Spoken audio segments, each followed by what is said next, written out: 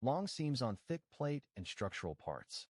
Late in a manual weld the hand tires and shakes. How do you keep seam quality stable? 3 pits of structural welding.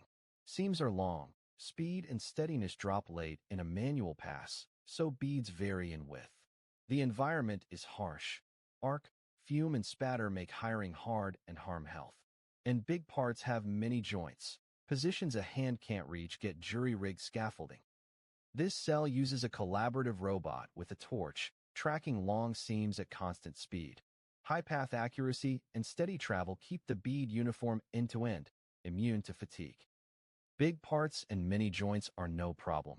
Add an external travel axis and the robot's reach expands greatly, so one cell covers far more seams, long welds, and large parts in a single run.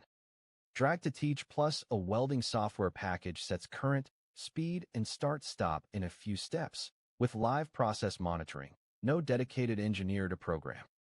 The payoff is direct. Seam consistency jumps, rework and grinding repairs drop.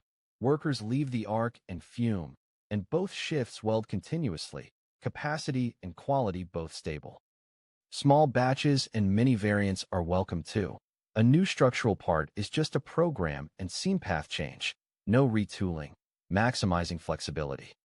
From thick plate to large structures, a collaborative robot with an external axis turns structural welding into a consistent, reachable, flexible standard process. This is EVST. We make line automation real.